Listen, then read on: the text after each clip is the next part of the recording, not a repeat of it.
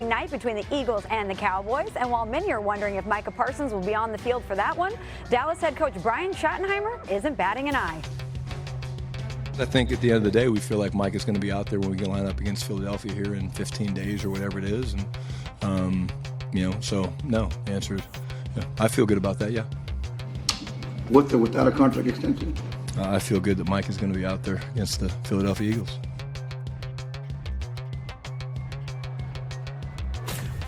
Welcome to the Thursday edition of NFL Live alongside Brooke Pryor. Herm Edwards is going to join us in a second. Adam Schefter is with us now. I'm Michelle Smallman. And we've got Week 3 preseason action getting underway tonight, which we're going to get to in a little bit. But we start here in Dallas, where there's still no deal for Micah Parsons. But Jerry Jones, he doesn't seem all that concerned. Micah's a great player, not a good player, but a great player. He knows more than anyone that it's a team thing. And so I know everybody's tired of hearing this, but you've got to put this puzzle together so that you can have some other people out there playing with Michael. That's the art of the deal. Adam, there's two sides here, Dallas and Micah Parsons, and it seems like the decision makers in Dallas are confident. But has anything changed with Micah Parsons? Nothing has changed. And again, you can't work out a deal unless you're actually discussing a deal. And the Cowboys and Micah have not discussed a deal since late March, early April. We'll see if they could find a way to get together. And look, the start of the season always brings little last-minute events that you might not expect. And that, I think, is the one hat that the Cowboys can hang their hat on. Some reason for optimism that just like CeeDee Lamb came together late last year, just like Dak Prescott came together on the day the season opened last year, maybe there's a way the same can happen for Micah Parsons. But it certainly doesn't feel that way, and it feels a lot different than last year, and Micah feels different than CeeDee Lamb and Dak Prescott. But we'll see if anything happens. I heard Brian Schottenheimer say he believes that Micah will play. I think there are two factors to keep in mind. Number one, Micah Parsons still hasn't practiced this summer due to the tightness in his back. His back has to feel okay for him to play. And number two, that contract hangs out there. And there's no sign that that's going to be getting done anytime soon. We'll see if anything changes here in the next 2 weeks. And Brooke, Adams right, this one does feel a little different. What do you think about this situation now just 2 weeks out from the opener? Well, I think the time for the Cowboys to try to get what sounds like Jerry's asking Micah to take, hey, let's take one for the team. Let's do a team-friendly deal. Take a discount for us is what I'm hearing when he says that. The time for that was months ago when this negotiation started. Jerry has to know the longer this drags out, the more leverage Micah has, the more money he commands as this market continues to get reset and reset. When I look at this and I hear Adam say nothing has changed, the difference in Dak's deal getting done right before the season, CD's deal getting done right before the season, is that Jerry was comfortable paying those guys top dollar. It sounds like he is not comfortable or does not want to do that with Micah. So if he's not, then I don't know that the start of the season is going to change much. Well, Jerry was prepared to pay Micah top dollar, and he felt that there was a deal, an agreement in place.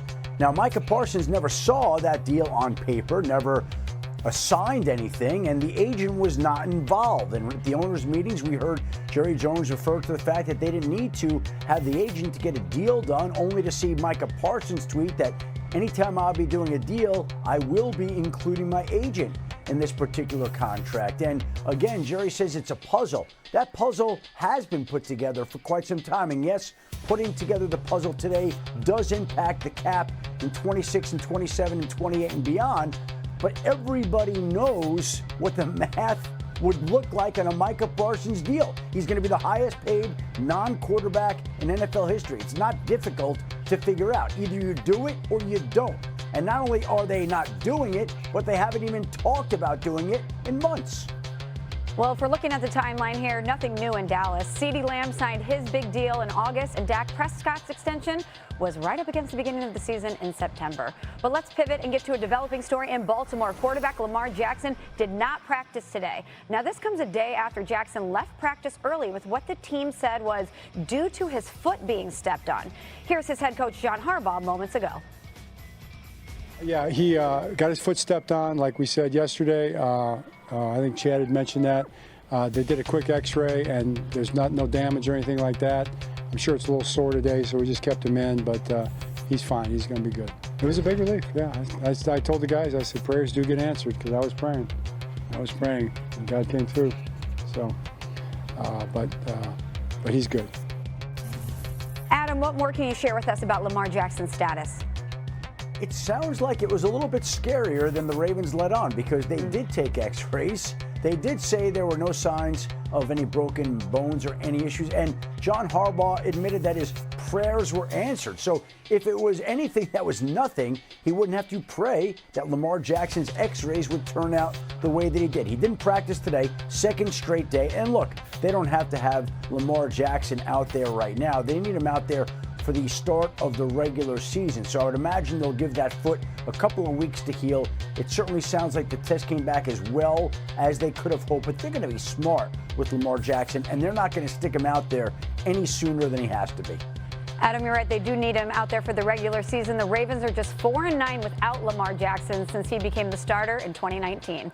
Let's stick with quarterbacks in the AFC North. The Browns named veteran Joe Flacco as their starter earlier this week over rookies Dillon Gabriel and Shedeur Sanders. Those two have both dealt with injuries in camp. And moments ago, head coach Kevin Stefanski gave us an update on their plan for the final preseason game on Saturday.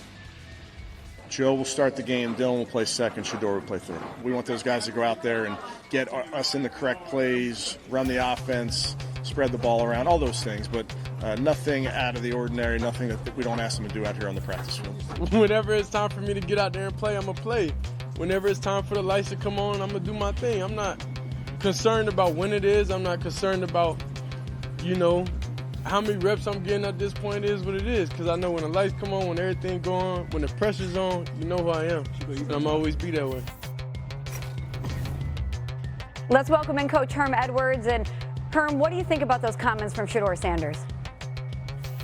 Well, that surprised me. I've known him since he was a little guy, since a little kid. Right? I was coaching the Under Armour game, and Dion was one of the assistant coaches. So he has a lot of confidence, similar to what the confidence his father had. But I think he finds himself in a predicament right now that, look, I thought he played well in the preseason, but when I watched Gabriel play, oh boy, it was different. Dillon Gabriel was very good in the pocket. He ran the offense. I mean, he got the ball out of his hand. He was accurate, made some tough throws. This is why they drafted him. I can see why they drafted him, but I thought he really played well in the preseason. First of all, I am just surprised to see a 40-year-old quarterback playing in the preseason. I didn't know that was allowed, because that's not what's happening for Pittsburgh later tonight. But I think that what Shedeur said there about when the pressure is on, that is when he comes on. Lucky for him, this is a lot of pressure. Yes, it is just a preseason game. No, he's not competing for the starting job, but there's still a competition going, and that's for that number 2 guy.